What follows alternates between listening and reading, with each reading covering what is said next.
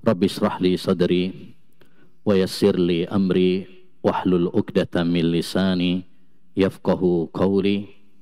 Allahumma inna nas'aluka ilman nafi'a wa rizqan thayyiba wa amalan mutaqabbala. Allahumma anfa'na bima 'allamtana wa 'allimna ma yanfa'una wa zidna ilma.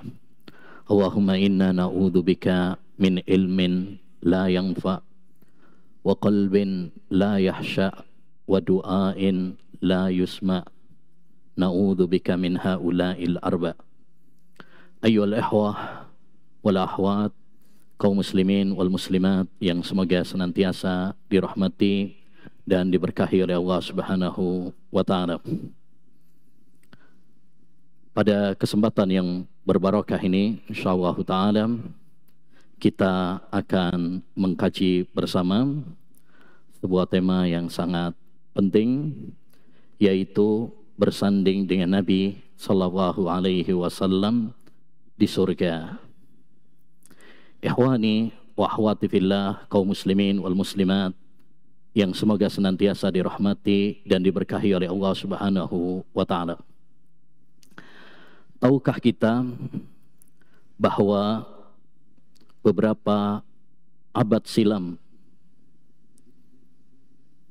ada sosok seseorang yang begitu rindu bertemu dengan kita, yang begitu ingin untuk berjumpa dengan kita, walaupun dia tidak pernah berjumpa dengan kita. Dia adalah Nabi kita Muhammad sallallahu alaihi wasallam. Dalam hadis, Nabi sallallahu alaihi wasallam pernah mengatakan, "Wadittu anna qad ra'aina ihwanana." Saya ingin untuk bertemu dengan saudara-saudara kami. Lalu para sahabat Nabi sallallahu alaihi wasallam menjawab, "Awalasna ihwanaka ya Rasulullah?" Bukankah kami adalah saudara-saudaramu, wahai Rasulullah?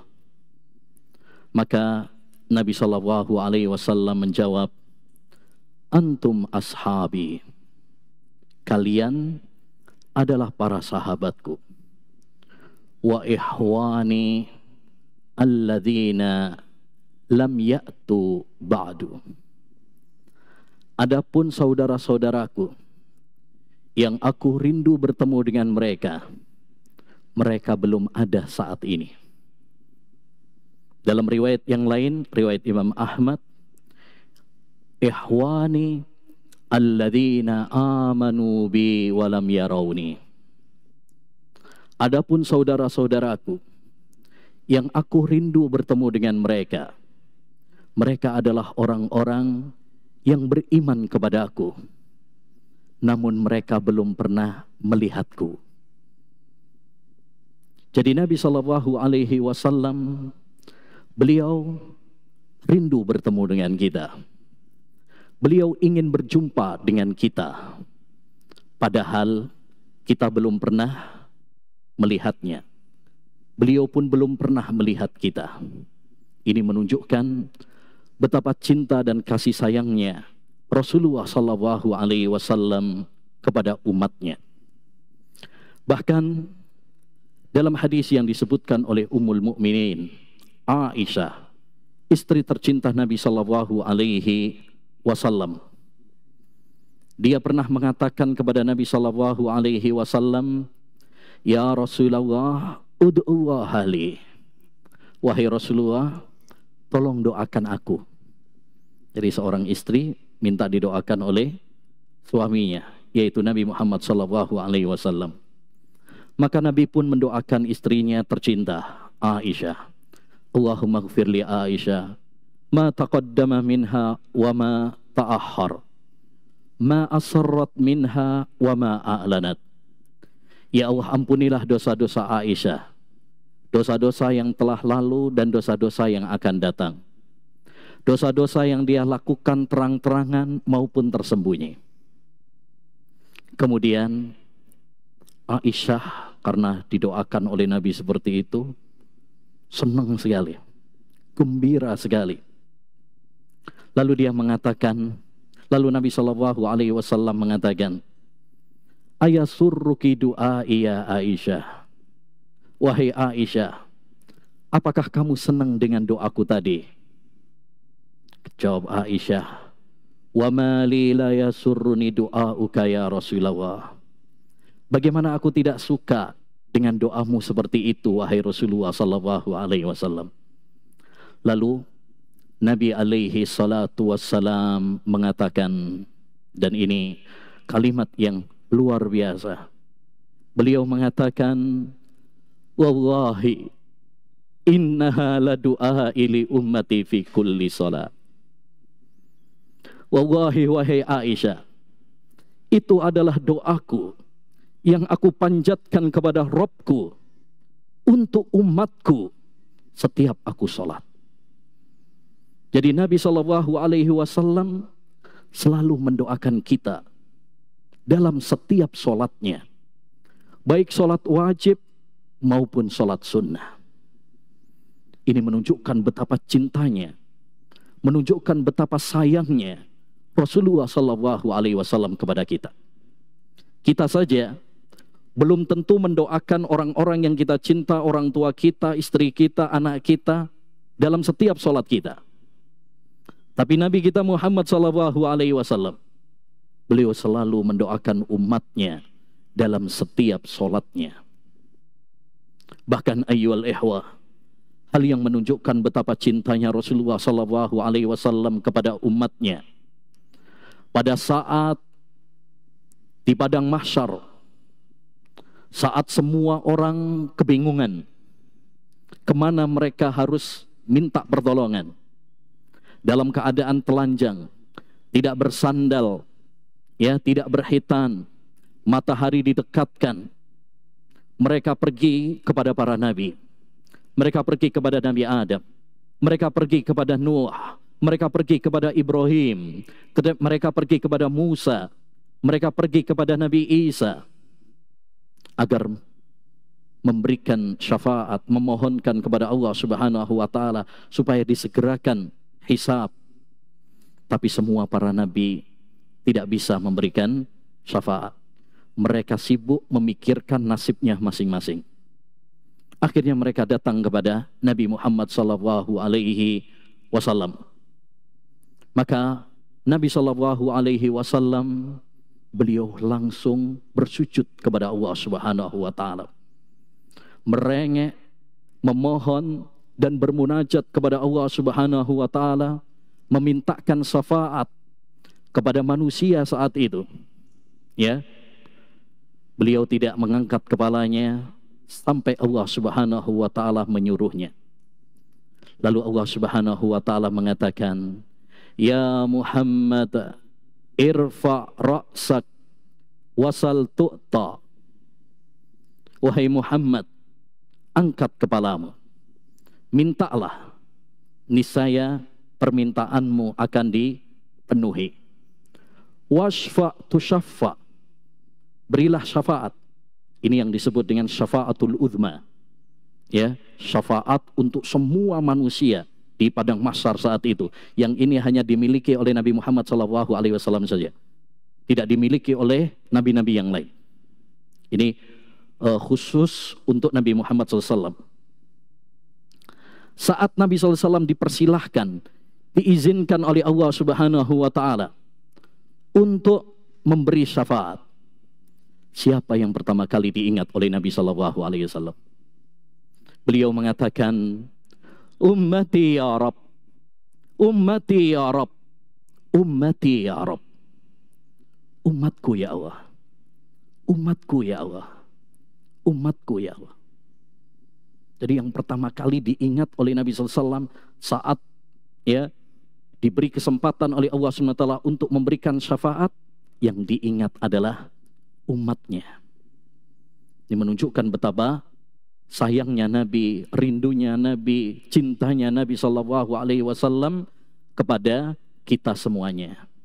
Lalu Allah Subhanahu wa Ta'ala mengatakan, ya Muhammad, adhil min ummatika man la hisaba alaihim minal babil aiman min abwabil jannah. Wahai Muhammad, masukkan ke surga dari kalangan umatmu tanpa hisab, ya, dari pintu kanan dari pintu surga. Ini menunjukkan ayyuhal ihwah rahimani wa rahimakumullah, cinta Nabi SAW kepada umatnya bukan hanya saat beliau masih hidup di dunia, tapi juga saat kelak di akhirat. Situasi sangat kritis, situasi sangat genting, yang dipikirkan oleh Nabi SAW adalah umatnya. Bahkan pada saat sirat, jembatan dibentangkan, ya, lalu ada orang yang melewati sirat jembatan tersebut, ada yang berjatuhan, ada yang bisa lari, ada yang merangkak, ada yang berjalan biasa, ada yang jatuh, ya. Setiap nabi, termasuk Nabi Muhammad SAW, mendoakan umatnya, Allahumma sallim, Allahumma sallim sallim. Ya Allah, selamatkan umatku, ya Allah, selamatkan umatku. Semua ini menunjukkan kepada kita betapa sayangnya Nabi Muhammad SAW kepada umatnya. Pertanyaannya, setelah kita mengetahui betapa cintanya Nabi kepada umatnya, betapa rindunya Nabi SAW kepada kita, pertanyaannya, apakah kita merindukan Nabi SAW juga? Apakah kita juga ingin untuk ketemu dengan Nabi SAW? Betul, kita tidak seperti sahabat Abu Bakar, Umar, Utsman dan yang lainnya yang diberi kesempatan oleh Allah Subhanahu wa taala berjumpa, berdampingan dengan Nabi SAW di dunia ini. Tapi kita masih ada kesempatan untuk bisa bertemu dengan Nabi SAW, untuk bisa bersanding dengan Nabi SAW di surga nanti, ya, dengan melakukan ikhtiar-ikhtiar, sebab-sebab, kiat-kiat agar kita bisa bertemu dengan Nabi SAW. Bagaimana caranya supaya kita bisa bertemu dengan Nabi SAW di surga nanti? Yang pertama, ayyuhal ihwah rahimani wa rahimakumullah, agar kita bisa bersanding dengan Nabi SAW, kiat yang pertama adalah mencintai Nabi Muhammad SAW dengan cinta yang sesungguhnya. Mencintai Nabi Muhammad SAW dengan cinta yang sesungguhnya. Sebagaimana dalam hadis riwayat Bukhari dari Anas bin Malik, bahwa ada seorang laki-laki pernah datang kepada Nabi SAW, seraya bertanya kepada beliau, kapan kiamat wahai Rasulullah?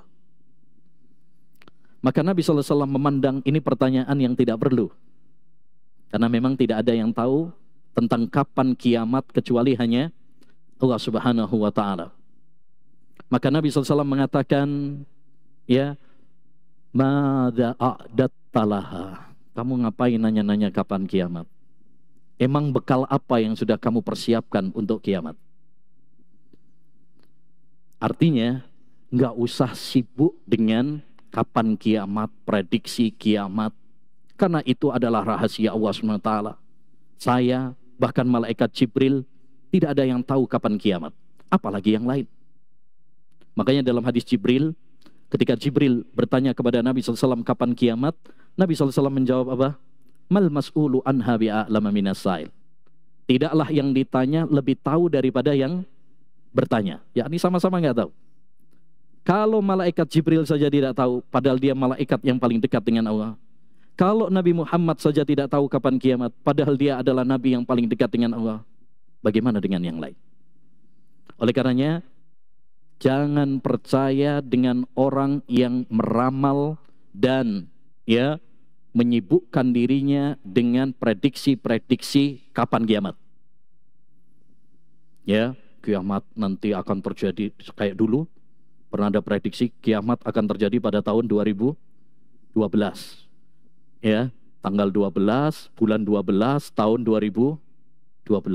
Sekarang 2023, mau 2024, mau pilpres malahan, ya.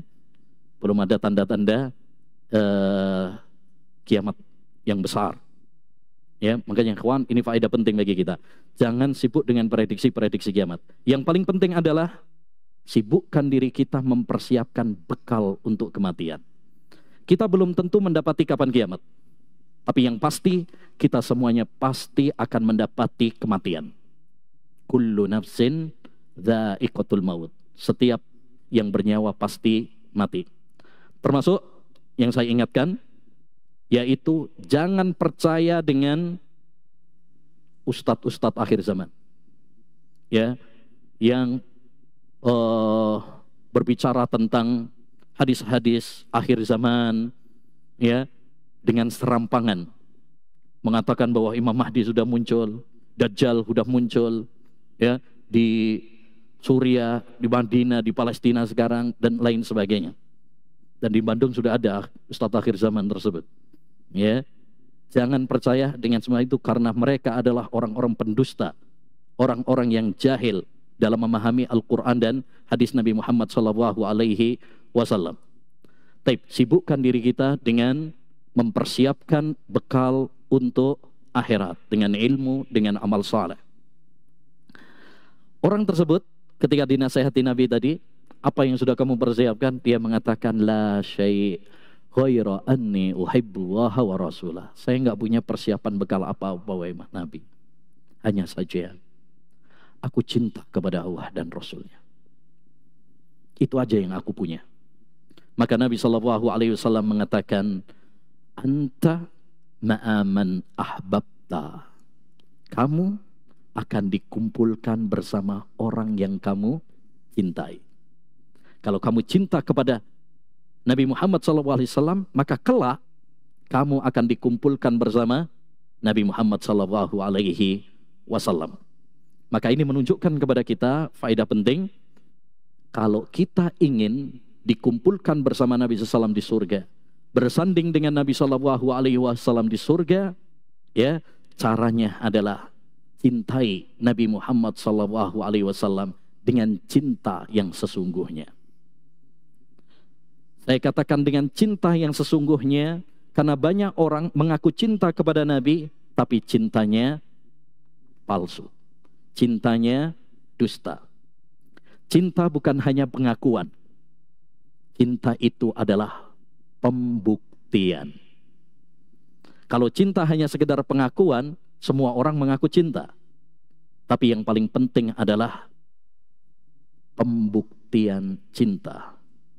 Oleh karenanya Allah Subhanahu wa taala menantang orang-orang yang mengaku cinta kepada Allah dan Rasul untuk membuktikan cintanya. Kul in kuntum tuhibbunallaha fattabi'uni yuhibbukumullah. Jika kalian betul-betul cinta kepada Allah Subhanahu wa taala, maka ikutilah aku, yaitu Nabi Muhammad sallallahu alaihi wasallam. Maka ketika kita mencintai Nabi Muhammad SAW, cintai dengan cinta yang sesungguhnya. Apa maksudnya cinta yang sesungguhnya? Cinta kepada Nabi itu satu, yaitu dengan ta'atuhu fima amar, mentaati Nabi Muhammad SAW. Ya, apapun yang Nabi perintahkan kita jalankan, apapun yang Nabi larang kita tinggalkan. Itulah bukti cinta kita kepada Nabi SAW. Wa ma atakumur rasulu fakhudhuh wa ma nahakum anhu fantahu. Apapun yang Rasulullah perintahkan, jalankan. Apapun yang Rasulullah larang, tinggalkan. Jangan kita mengaku cinta kepada Rasulullah SAW, ya, ketika Rasulullah SAW memerintahkan kita, kita keberatan. Ketika Rasulullah melarang kepada kita, kita justru malah menerjang. Ya, lau kana hubbuka shadiqan la ata'tahu innal muhibba liman yuhibbu muti'u. Kata seorang penyair, kalau cintamu sejati, kau akan taat kepadanya. Karena orang yang cinta itu sangat taat kepada yang dia cintai. Yang kedua, bukti cinta kita kepada Nabi SAW itu adalah dengan watasdiquhu fima ahbar, membenarkan apapun yang diberitakan oleh Rasulullah SAW dalam hadis-hadisnya yang sahih, Kenapa? Karena kita yakin dengan seyakin-yakinnya. Apapun yang disampaikan oleh Nabi sallallahu alaihi wasallam pada dasarnya adalah wahyu dari Allah Subhanahu wa taala. Sebagaimana dalam Al-Qur'an, "Wa ma yantiqu 'anil hawa in huwa illa wahyu yuha." Tidaklah Rasulullah SAW berbicara berdasarkan hawa nafsunya, tetapi beliau berbicara berdasarkan wahyu dari Allah Subhanahu wa taala. Maka apapun yang disabdakan oleh Nabi, selama hadis tersebut sahih, wajib bagi kita untuk membenarkannya, walaupun akal kita belum nyampe memahaminya.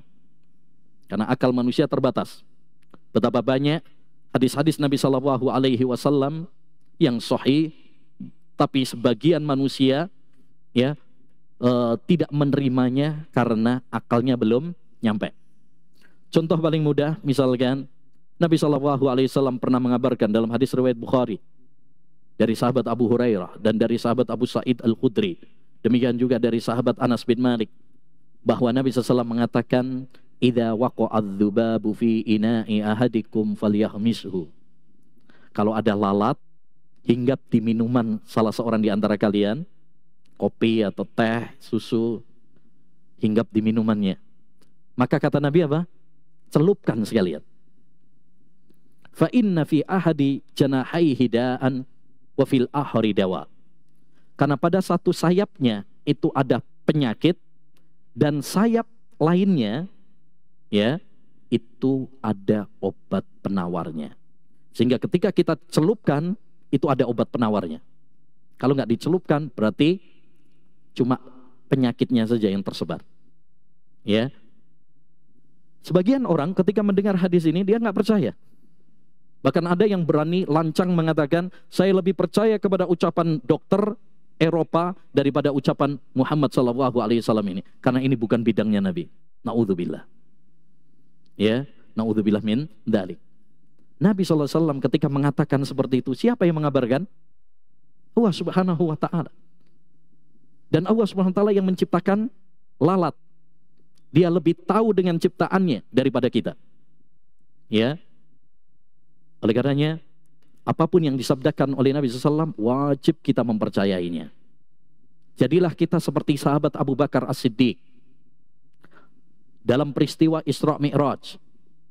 Saat Nabi SAW mengabarkan Isra Mi'raj kepada orang-orang kafir. Ya, selesai peristiwa Isra Mi'raj itu kan Nabi menyampaikan bahwa dia habis Isra Mi'raj, ya, melakukan perjalanan dari Mekah ke Palestina, Masjidil Aqsa, kemudian ke langit yang 7 mendapatkan syariat sholat. Itu disampaikan. Orang-orang kafir tertawa terbahak-bahak, terpingkal-pingkal, nggak percaya dengan apa yang disampaikan oleh Nabi SAW. Bahkan mereka mengatakan Nabi tambah stres, tambah gila ini Muhammad ini. Tapi saat berita itu disampaikan kepada Abu Bakar As-Siddiq radhiyallahu an, apa jawaban Abu Bakar As-Siddiq? In qala dzalika Muhammadun faqad shadaqa. Kalau yang menyampaikan, yang memberitakan itu adalah Muhammad, pasti benar. Subhanallah. Mungkin secara logika, secara akal, peristiwa Isra Mi'raj itu nggak masuk akal. Bagaimana mungkin melakukan perjalanan dari Mekah ke Palestina, Masjidil Aqsa, habis itu ke langit yang ke-7, ya, belum subuh sudah datang lagi ke Mekah. Itu secara akal nggak masuk di akal. Bahkan walaupun sudah ada pesawat, bahkan sudah ada jet sekarang pun, itu nggak masuk akal aja. Tapi begitulah keimanan Abu Bakar As-Siddiq. Ya, dia percaya apapun yang disampaikan oleh Nabi itu benar. Yang ketiga, ayyul ikhwah, tanda cinta kepada Nabi SAW dibuktikan dengan apa? Dengan kita tidak beribadah kecuali sesuai dengan tuntunannya. Ittiba, ya, meneladani Nabi Shallallahu Alaihi Wasallam. Sebagaimana tadi dalam ayat fattabi'uni, ikutilah aku. Maka kalau kita betul-betul cinta kepada Nabi SAW, hendaknya bagi kita mengikuti, meneladani Nabi SAW. Baik dalam aspek akidah, keyakinan, baik dalam aspek ibadah, ya, baik dalam aspek akhlak, adab, dalam rumah tangga, dalam berjual beli, dalam berpolitik, dalam berdakwah, dalam bernegara. Ikuti Nabi Muhammad SAW, karena beliau adalah suri tauladan kita semuanya. Laqad kana lakum fi Rasulillahi uswatun hasanah. Sungguh pada diri Rasulullah SAW adalah suri tauladan yang baik. Ya, maka seorang Muslim harus membuktikan cintanya kepada Nabi SAW dengan cara apa? Ittiba, mengikuti Nabi SAW. Bukan malah beragama itu sesuai hawa nafsunya, ya, semau dia, tidak. Tapi dia beragama, dia beribadah sesuai dengan tuntunan Nabi SAW. Dia sholat, dia mempelajari bagaimana sholatnya Nabi SAW. Dia puasa, dia berusaha puasa sesuai dengan puasanya Nabi SAW. Dia haji, berusaha meneladani hajinya Rasulullah SAW, dan begitu seterusnya. Inilah bukti cinta kepada Nabi SAW. Ini yang pertama. Yang kedua, ayyuhal ikhwah rahimani wa rahimakumullah, kiat agar kita, ya, bersanding dengan Nabi alaihi salatu wassalam di surga adalah dengan memperhatikan ibadah sholat. Memperhatikan ibadah sholat. Baik sholat yang wajib, kita jaga baik-baik. Dan demikian juga kita berusaha untuk memperbanyak sholat-sholat sunnah semampu kita. Sebagaimana dalam riwayat Muslim dari sahabat Rabi'ah bin Ka'ab al-Aslami. Sahabat Rabi'ah bin Ka'ab al-Aslami radhiyallahu an, di mana beliau pernah menceritakan bahwa beliau mempersiapkan air wudhu untuk Nabi SAW. Ya, karena para sahabat itu senang bisa melayani Nabi Muhammad SAW. Dia siapkan air wudhunya, sandalnya Nabi, dan lain sebagainya. Dan salah satu akhlak Nabi SAW yang sangat indah, kalau ada orang yang berbuat baik kepada beliau, maka beliau akan berusaha untuk membalas kebaikannya. Ini akhlak yang baik, ikhwan. Kalau ada orang berbuat baik sama kita, balaslah kebaikannya. Man sona ilaikum ma'rufan fakafi'u, fa illam tajidu ma tukafi'u fad'u lahu. Kata Nabi, siapa yang telah berbuat baik kepada kalian, balaslah kebaikannya. Kalau kalian tidak bisa membalas, semisal, paling tidak doakan dia.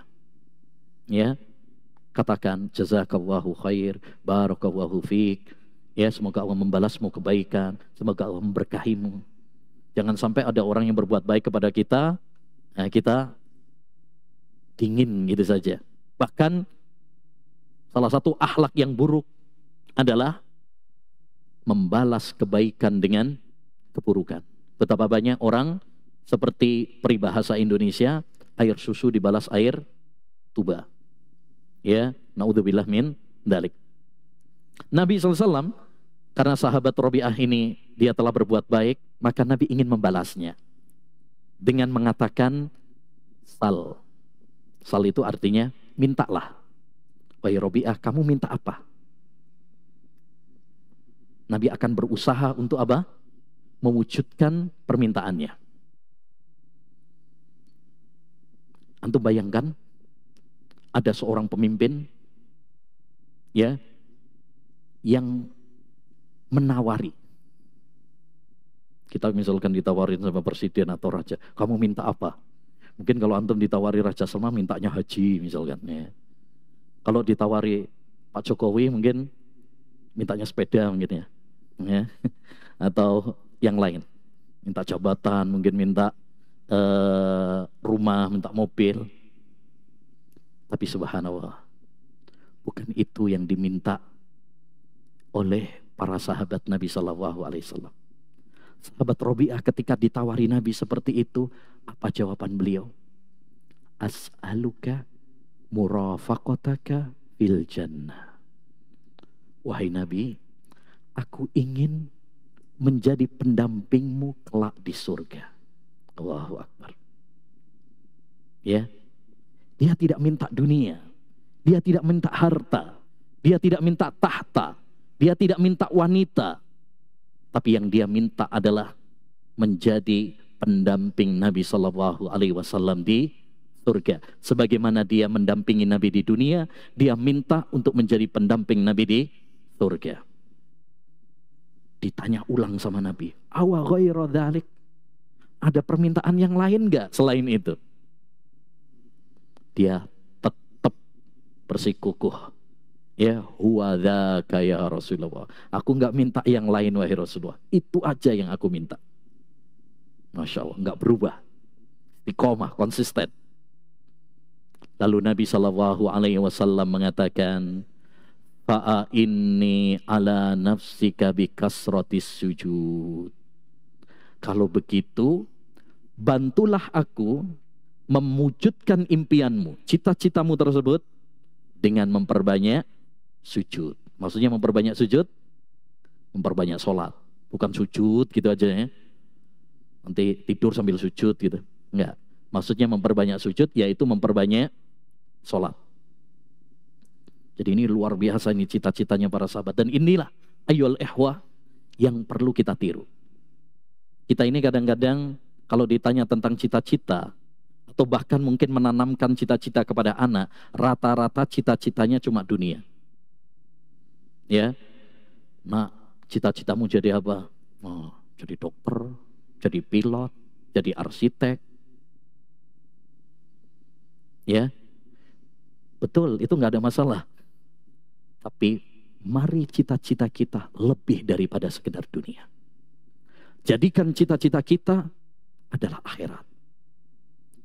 Karena kesuksesan yang sesungguhnya bukan kesuksesan dunia. Kesuksesan yang sesungguhnya adalah tatkala kita menginjakkan kaki kita di surga. Tatkala kita bisa selamat dari api neraka. Sebagaimana kata Allah Subhanahu wa taala dalam surat Ali Imran, "Faman zuhziha 'anil nar wa udkhilal jannata faqad faz wa mal hayatud dunya illa mata'ul ghurur." Barang siapa yang diselamatkan oleh Allah dari neraka dan dimasukkan oleh Allah ke surga, dialah orang yang sukses. Adapun dunia ini tidaklah dunia ini kecuali kesenangan yang menipu. Percuma kita di dunia memiliki jabatan yang tinggi, harta yang melimpah, tapi ternyata kita tidak memiliki sejengkal tanah pun jatah di surga. Itu adalah kerugian yang luar biasa. Orang yang sukses, orang yang beruntung adalah yang beruntung di surga Allah Subhanahu wa taala. Karena dunia ini hina, dunia ini fana. Gak ada apa-apanya jika dibandingkan dengan kenikmatan di surga. Nabi pernah menggambarkan, tidaklah dunia jika dibandingkan dengan kenikmatan di akhirat, kecuali seperti apa?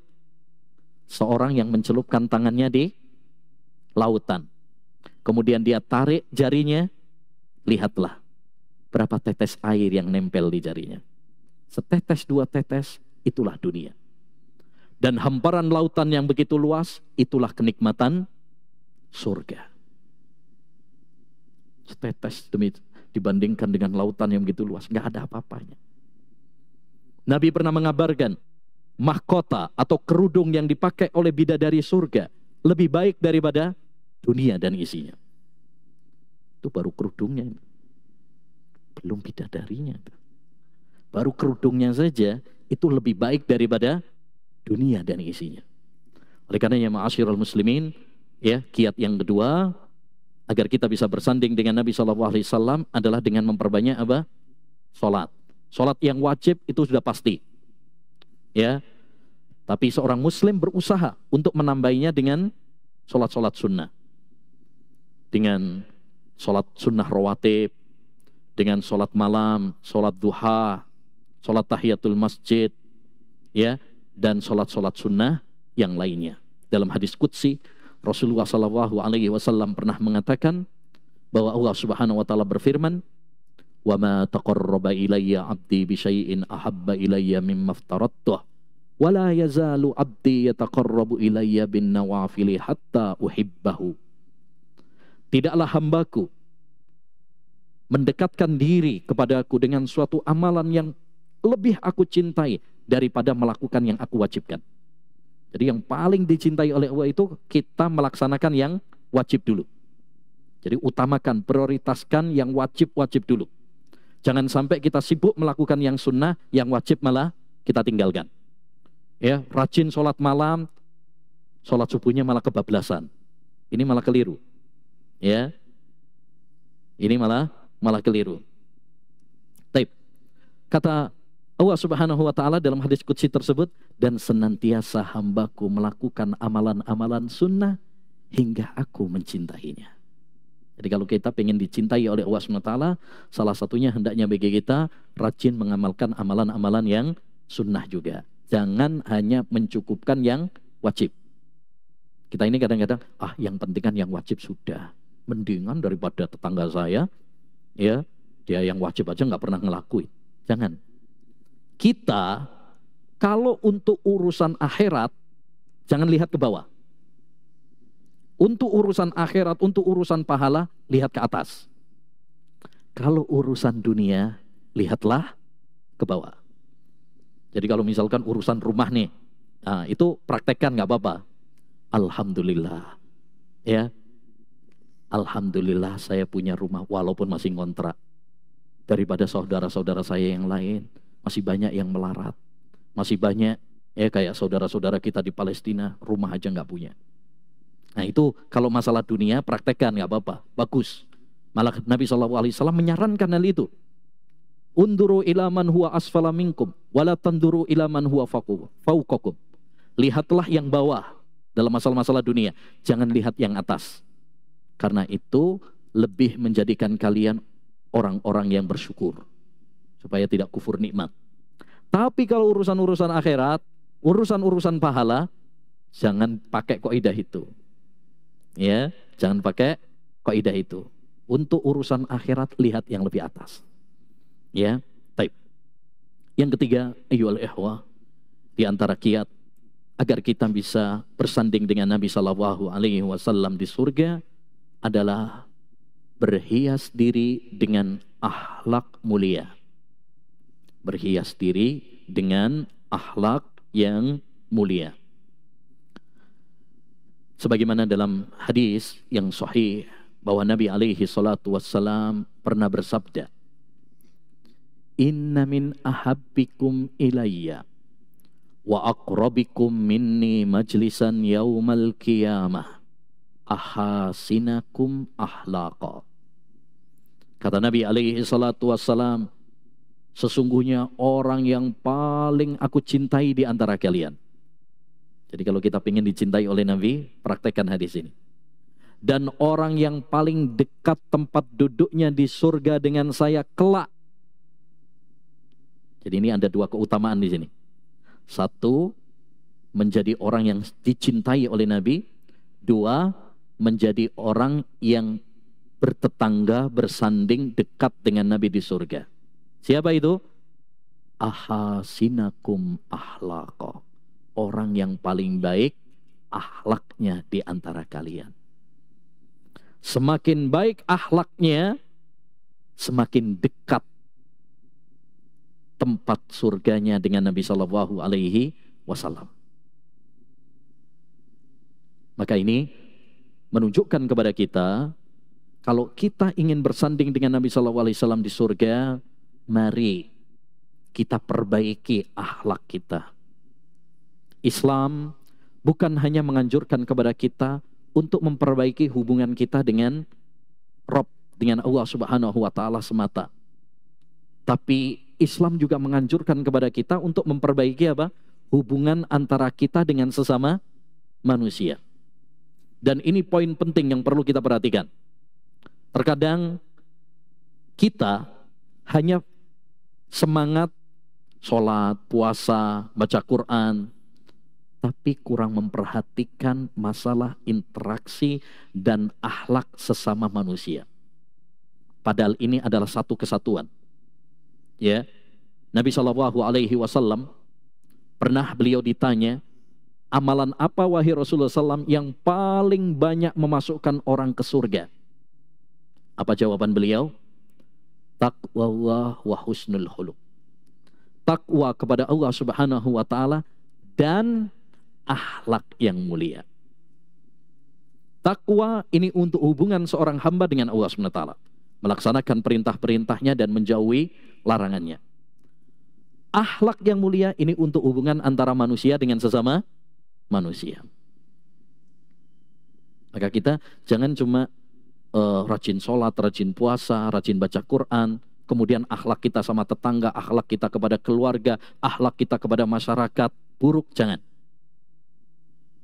Ini yang penting diperhatikan, karena kata para ulama, diantaranya Al-Imamul Munawi dalam kitabnya Faidul Qadir, beliau pernah mengingatkan bahwa faktor penyebab kebanyakan orang-orang soleh masuk neraka itu karena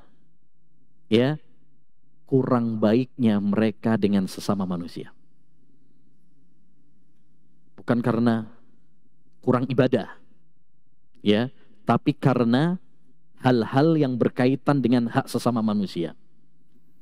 Dolim kepada sesama manusia, ghibah, dusta, mengingkari janji, lisannya pedas sama tetangga.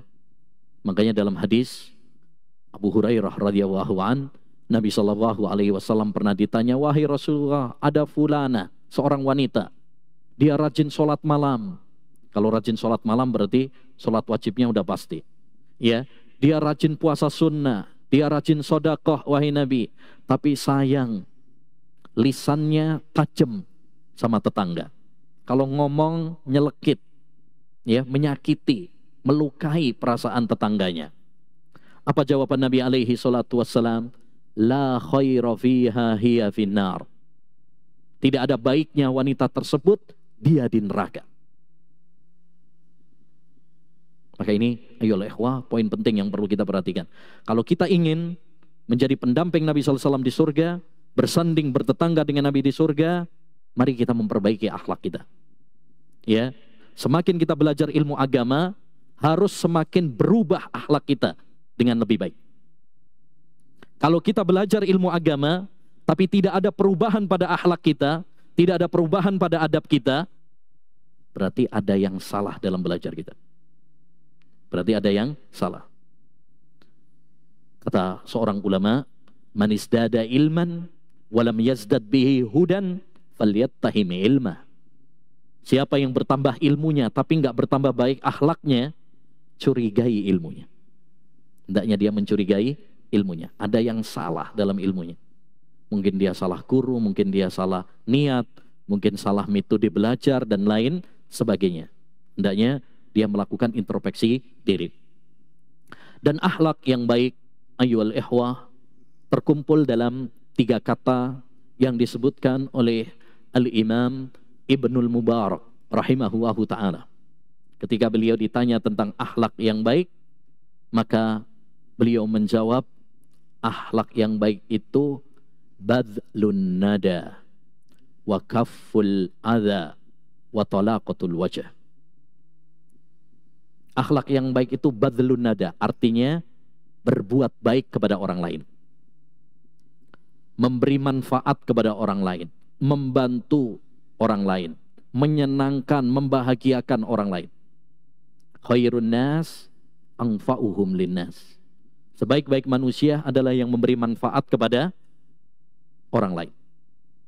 Apapun yang kita bisa untuk kita lakukan dalam rangka membantu saudara kita, lakukan.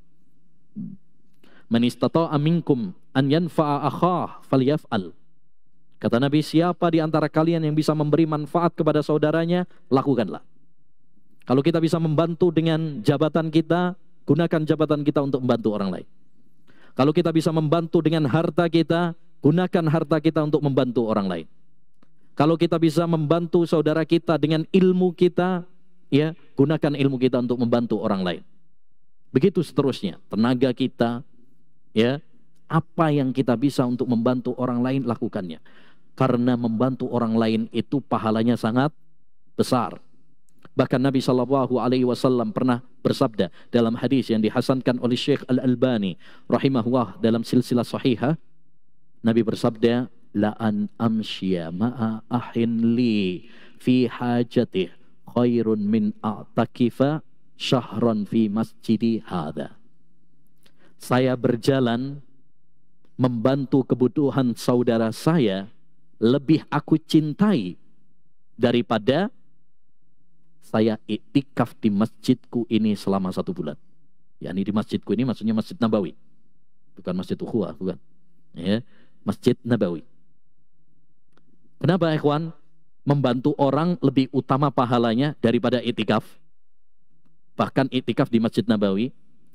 Karena kalau kita bantu orang, itu manfaatnya kembali kepada orang banyak. Kalau kita iktikaf, manfaatnya untuk pribadi. Dan kaidah yang disebutkan oleh para ulama, ibadah yang manfaatnya kembali kepada orang banyak, kepada orang lain, itu lebih utama daripada ibadah yang manfaatnya kembali kepada diri kita saja. Yang kedua, akhlak yang baik itu adalah kaful adha, tidak menyakiti orang lain. Tidak menyakiti orang lain.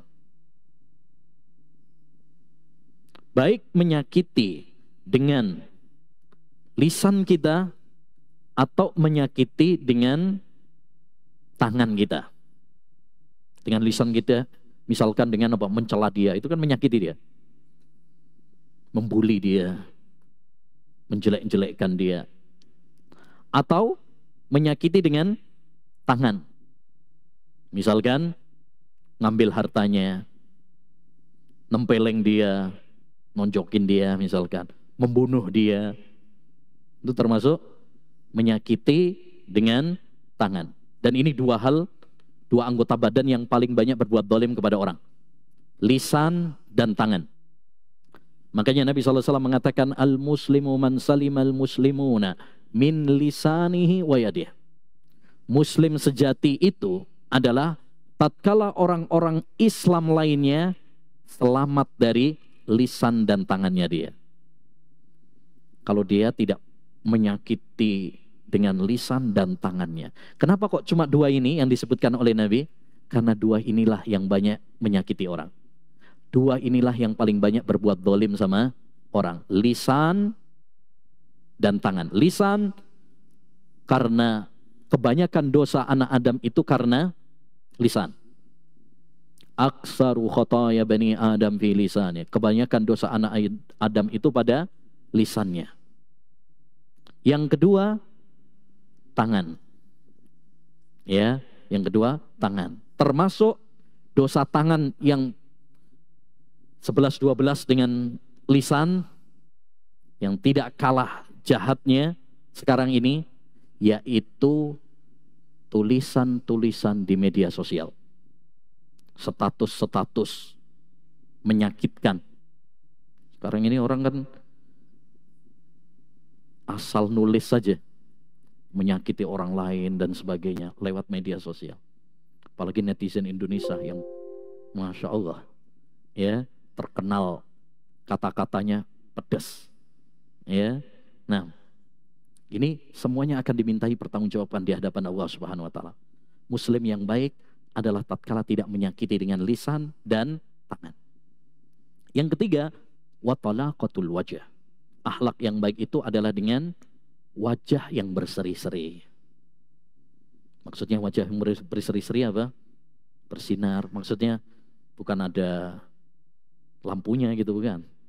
Ya, tapi maksudnya dia ramah sama orang. Senyum ketika ketemu dengan orang. Salam, nyapa. Nabi SAW mengatakan, tabassumu kali ahi kalaka sodaqoh. Senyummu kepada saudaramu itu adalah sodakoh. Masya Allah, kita tinggal senyum gitu aja udah dapat pahala loh, Masya Allah. Enak banget dalam Islam itu. Sekedar modal senyum saja sudah dapat pahala. Makanya jangan pelit-pelit, senyum. Ya, gigi bukan aurat. Ya, jangan terlalu serem ketika ketemu sama orang. Demikian juga apa? Ramah ketika ketemu sama orang, salam, nyapa. Nabi SAW pernah mengatakan, Innal mu'mina idza laqiyal mu'mina fasallama alaihi wa akhadha biyadihi tanasarat khatayahu kama yatanasaru waraqus syajar. Seorang mukmin apabila bertemu dengan mukmin yang lain, lalu dia mengucapkan salam kepadanya, lalu dia berjabat tangan dengannya, maka rontok dosa-dosanya sebagaimana daun-daun rontok dari pohonnya. Masya Allah, ini juga kabar gembira ya bagi kita semuanya untuk ya menyebarkan salam, kemudian berjabat tangan, karena dengan kita mengucapkan salam dan berjabat tangan ini akan menjadikan kita saling mencintai. Ya, saling mencintai, saling menyayangi di antara kita, karena Islam itu menginginkan kita apa?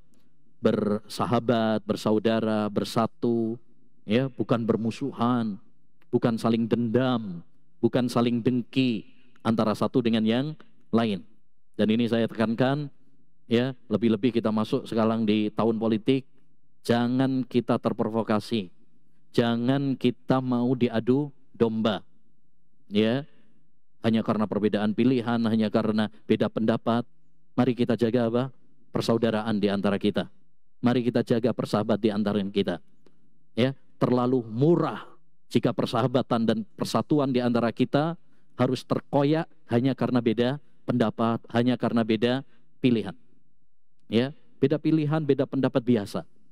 Ya, beda pendapat itu sejak dulu sampai nanti kiamat pasti ada. Ya. Nah, maka hendaknya bagi kita untuk menjaga persahabatan dan persaudaraan di antara kita. Jangan diadu domba, jangan mau terprovokasi, ya, permusuhan, menyimpan dendam dan lain sebagainya. Berikutnya ayyuhal ikhwah, keberapa ini? Yang keempat, di antara kiat agar kita ya bersanding dengan Nabi SAW di surga adalah bersolawat kepada Nabi alaihi salatu wassalam. Bersolawat kepada Nabi sallallahu alaihi wasallam. Sebagaimana dalam hadis ya Abdullah bin Mas'ud bahwasanya Nabi sallallahu alaihi wasallam bersabda, "Aulan nasi bi yaumal qiyamah aksaruhum alayya salatan."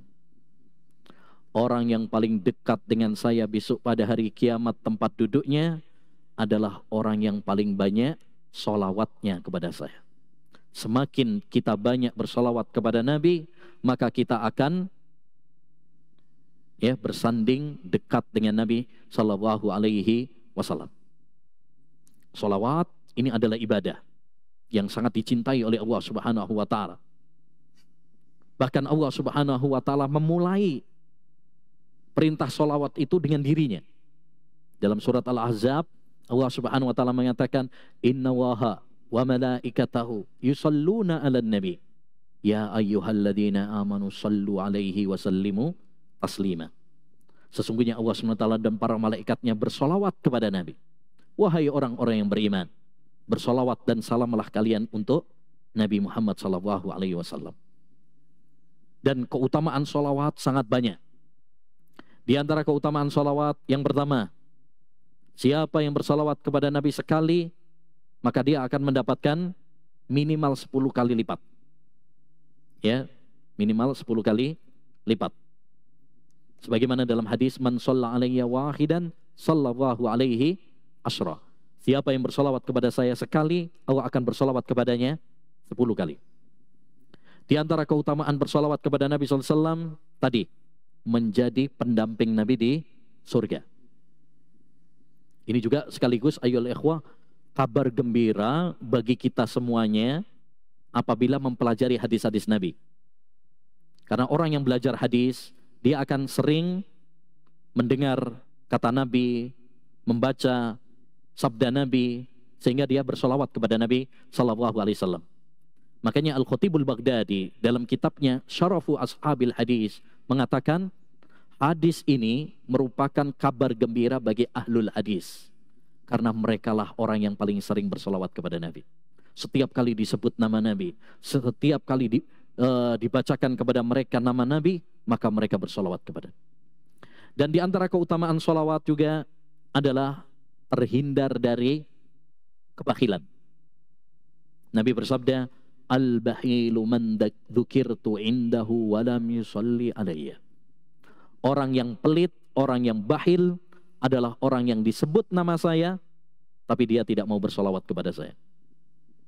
Karena solawat itu gampang, ringan. Ngapain dia tidak bersolawat kepada saya? Coba kita bersolawat kepada Nabi itu nggak butuh 1 jam, 2 jam. Bahkan nggak butuh 1 menit.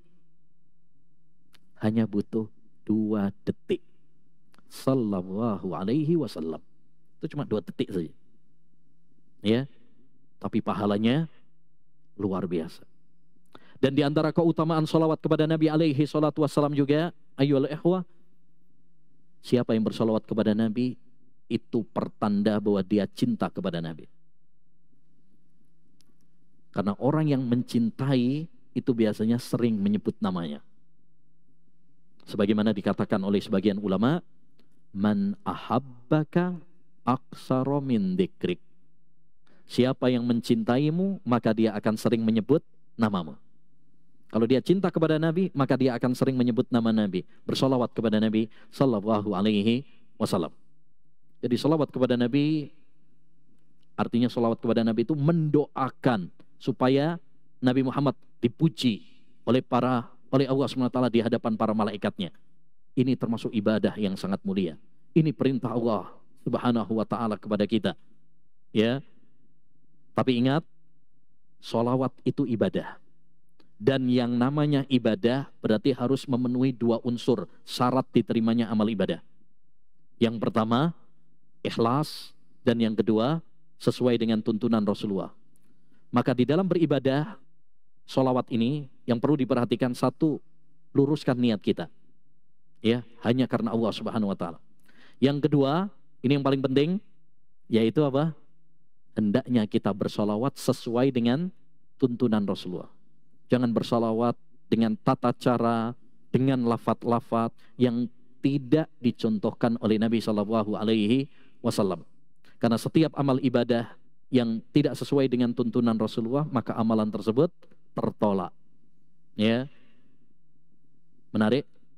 Pernah diceritakan dalam As-Sunan oleh Al-Baihaqi rahimahullahu ta'ala, bahwa suatu saat ada seorang bersin di samping sahabat Abdullah bin Umar. Ada orang bersin. Kalau orang bersin itu kita dianjurkan untuk mengucapkan apa? Alhamdulillah, karena bersin itu nikmat. Tapi orang ini bukan hanya alhamdulillah. Dia ketika bersin, dia mengatakan alhamdulillah wassalatu wassalamu ala rasulillah. Ada tambahannya. Untung nggak ada amma ba'dunya. Taib. Mendengar hal itu, maka Ibnu Umar mengingkarinya. Kata Ibnu Umar, saya juga bersolawat kepada Nabi. Tapi bukan dalam momen seperti ini. Dalam momen bersin seperti ini, yang diajarkan oleh Nabi cukup alhamdulillah. Jangan nambah-nambahin. Ini menunjukkan kepada kita bahwa dalam bersolawat kepada Nabi, hendaknya kita mengikuti apa? Aturan, rambu-rambu yang telah digariskan oleh Nabi Muhammad SAW supaya solawat yang mulia ini diterima sebagai amal ibadah. Ya, karena sekarang banyak model-model solawat tapi nggak sesuai dengan tuntunan Nabi. Ada yang solawat sambil joget-joget. Ya, ada yang solawat, ada yang namanya solawat itu solawat sakron. Apa sakron itu? Mabuk. Dari solawat, ya sampai mabuk. Kayak jurus mabuk. Ya. Nah ini apalagi banyak juga isi-isi solawat itu yang hulu, berlebih-lebihan kepada Nabi SAW karena bikinan manusia. Ya, yang seandainya Nabi SAW mendengarnya, pasti beliau akan mengingkarinya dan marah. Karena banyak yang hulu, berlebih-lebihan. Ya, ada yang bersolawat isinya berlebih-lebihan. Wa inna min judika dunya wa dharrataha wa min ulumika ilmul lauhi wal qalami. Termasuk perbendaharaanmu wahai Muhammad, kamu memiliki dunia dan akhirat. Dan termasuk ilmumu, kamu mengetahui ilmu lauhul mahfud. Ini tentu berlebih-lebihan kepada Nabi. Karena Nabi tidak tahu ilmu gaib. Dan dunia serta akhirat bukan milik Nabi SAW, tapi milik Allah Subhanahu wa Ta'ala. Ya. Kalimat-kalimat ini tentu, andaikan Nabi mendengarnya, pasti Nabi tidak akan meridhoinya. Dulu saja, dalam sebuah hadis, pernah Nabi mendengar ada seorang sahabat mengatakan, Masya Allah wa syi'ta, kehendak Allah dan kehendakmu. Nabi marah.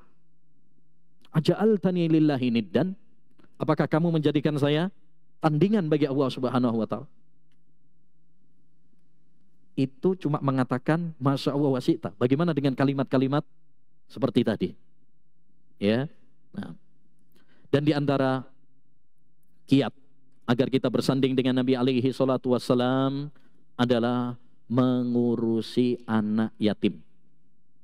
Menyantuni anak yatim, peduli dengan anak yatim, ya, memperhatikan pendidikan mereka, nafkah mereka. Nabi SAW pernah bersabda, Ana wa kafilul yatimi fil jannati kahataini.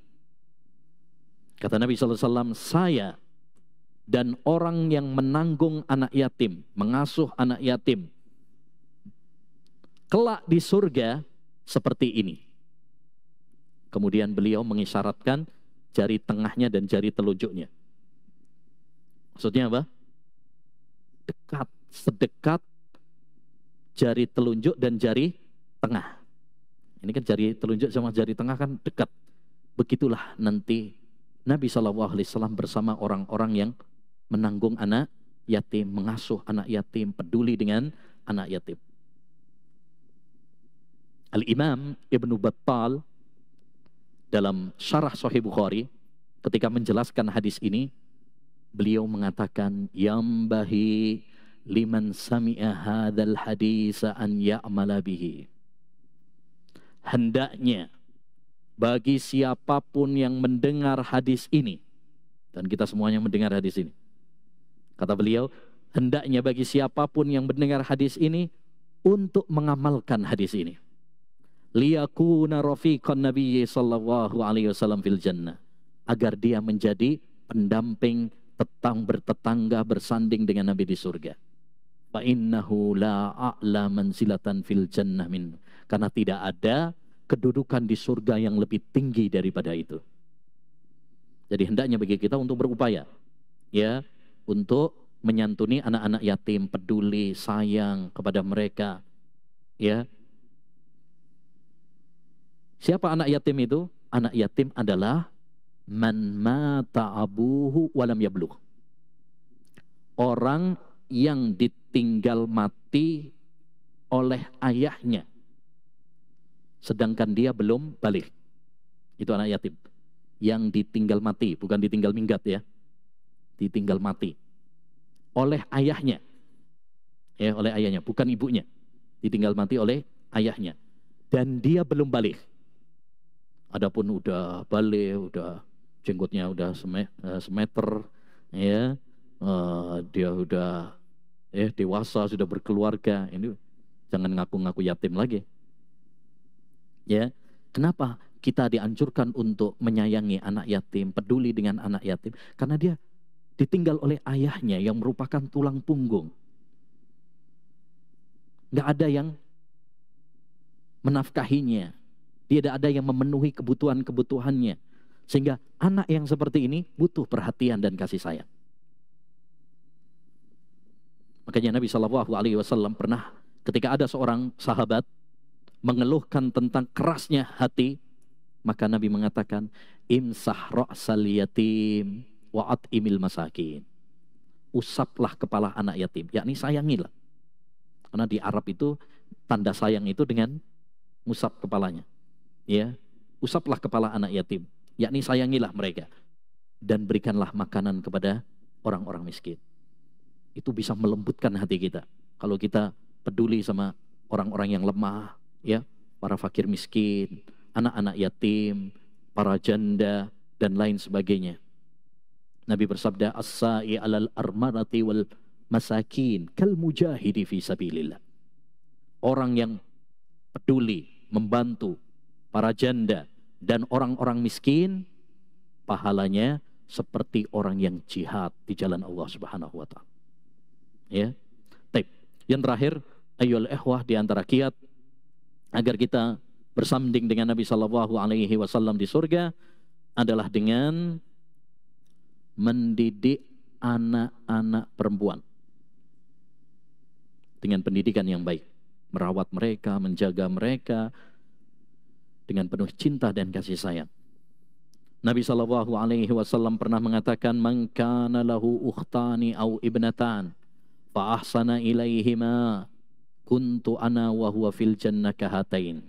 Siapa yang memiliki dua saudari atau memiliki dua putri, lalu dia merawatnya dengan baik, ya, dia mendidiknya dengan baik, menafkahinya dengan baik, maka saya dan dia kelak di surga seperti ini. Dan beliau mengisyaratkan jari telunjuk dan jari tengahnya. Ini menunjukkan anjuran bagi kita untuk peduli dengan anak-anak kita, terutama kalau anak perempuan. Ya, bukan berarti kalau anak laki-laki kita nggak peduli ya. Kenapa Nabi di sini menekankan kepada kita untuk peduli dengan anak perempuan? Karena satu, dulu orang-orang jahiliyah itu nggak suka kalau anak perempuan. Maka Nabi ingin membatalkan khurafat jahiliyah tersebut. Wa idza busyira ahadum bil unsa dhalla wajhuhu muswadda wa huwa kadhim. Dulu orang jahiliyah itu kalau diberi kabar anaknya perempuan marah. Datang agama Islam, ya, Islam menganjurkan kepada kita untuk sayang kepada anak-anak perempuan, hormat kepada anak-anak perempuan.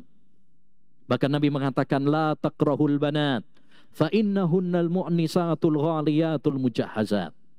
Jangan kalian benci sama anak perempuan, karena anak perempuan itu menyenangkan, anak perempuan itu berharga, dan anak perempuan itu cepat nikahnya.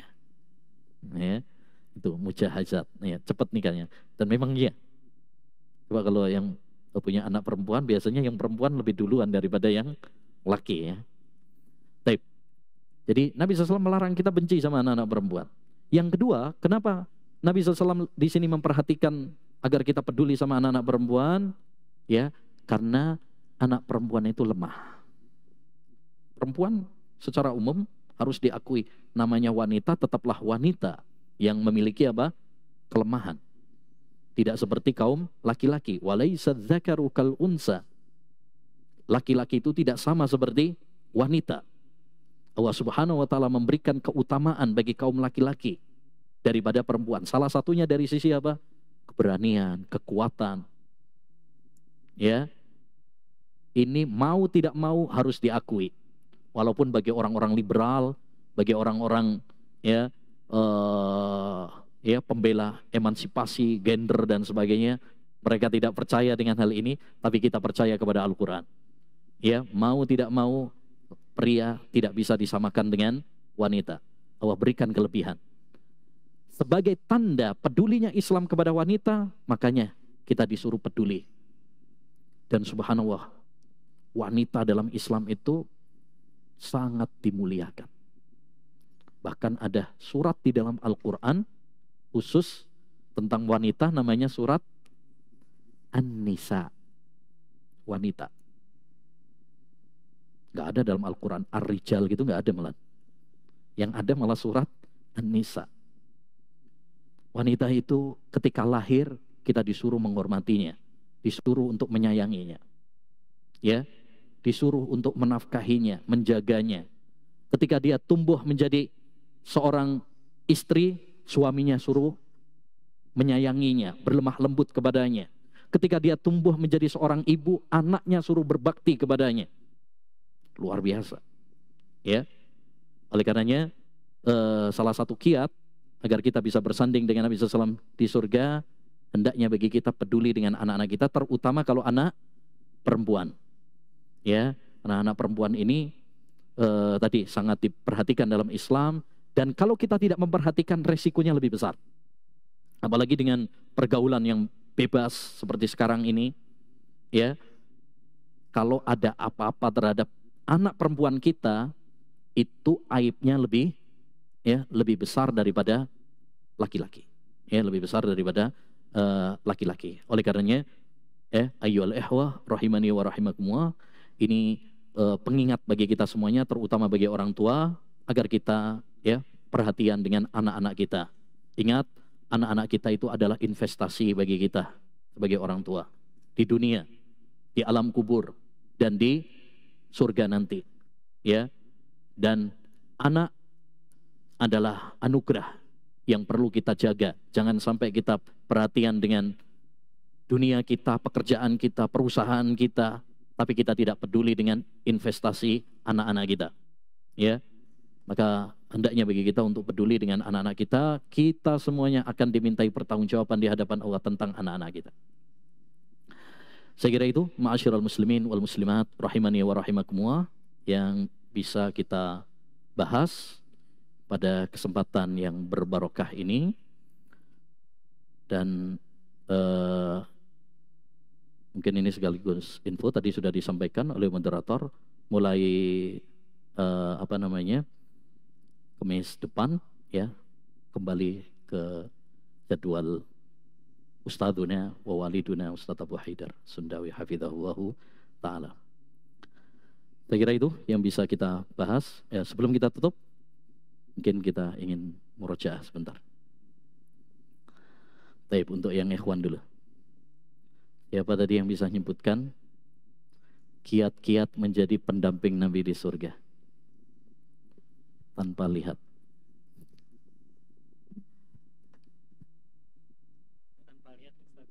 Boleh. Kalau nggak mampu. Kalau bisa tanpa lihat, lebih bagus. Berarti kuat kepalanya. Fadil. Bismillah. Assalamualaikum. Udah nggak apa-apa. Dengarin saya. Itu mencintai Rasulullah Sallallahu Alaihi Wasallam dengan cinta yang sesungguhnya. Nah. Yaitu dengan menaati Allah dan Taib, Rasul. mencintai Rasulullah dengan cinta yang sungguh. Taib, yang kedua? Memperhatikan ibadah sholat baik wajib dan sunnah. Nah, memperbanyak sholat. Taib, yang ketiga? Berhias diri dengan akhlak mulia. Berhias diri dengan akhlak yang mulia. Nah, taib. Yang keempat, bersolawat untuk Rasulullah SAW. Bersolawat kepada Nabi Sallallahu Alaihi Wasallam. Taib. Yang kelima, mengurus atau peduli dengan anak yatim. Mengurus anak yatim. Nah, terus? Yang keenam, mendidik anak-anak perempuan dengan baik. Masya Allah. Taib. Barakallahu. Taib. Yang berikutnya, tadi kita sampaikan tentang keutamaan solawat kepada Nabi. Keutamaan solawat kepada Nabi. Siapa yang bisa? Sebelah sini coba. Nah.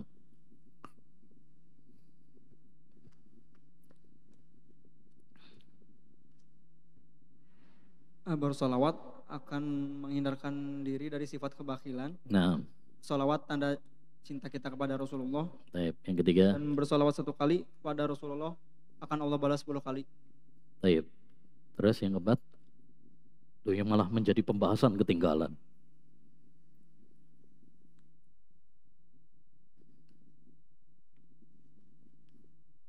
Terakhir apa? Hah? Nggak tulis kayaknya. Iya. Yang keempat apa? Bersalawat kepada Nabi. Akan menjadi pendamping Rasulullah. Nah, itu malah pembahasannya itu. Jangan ditinggal.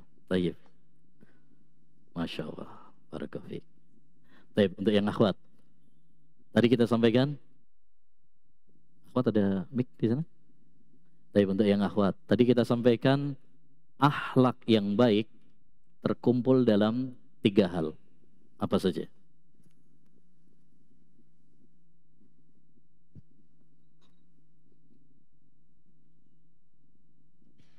Bismillah. Hal yang baik itu berbuat baik pada orang lain, kemudian tidak menyakiti orang lain, dan selalu memiliki wajah yang berseri-seri. Baik. Berbuat baik kepada orang lain. Yang kedua, tidak menyakiti orang lain. Baik dengan lisan maupun tangan. Kemudian yang ketiga, selalu memiliki wajah yang berseri-seri. Baik, senyum. Senyum ini sesama ya. Kalau ikhwan berarti sama ikhwan. Kalau akhwat sama akhwat. Nanti jangan disalahpahami. Nanti senyum sama istri tetangga. Ya. Taib. Taib. Berikutnya.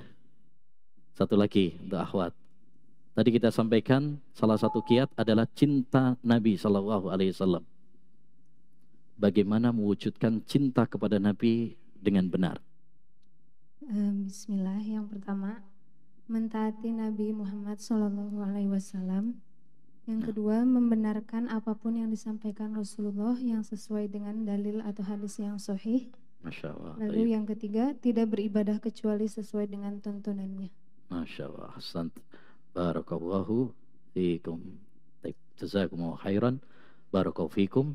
Dan saya atas nama pribadi mohon maaf bila selama menggantikan Ustadzuna ada salah, ada kekurangan. Jazakumullah khairan. Barakallahu fikum. Wassallallahu wasallam ala nabiyina Muhammad. Kita tutup dengan doa kafaratul majlis. Subhanakallahumma bihamdika asyhadu an la ilaha illa anta astaghfiruka wa atubu ilaik.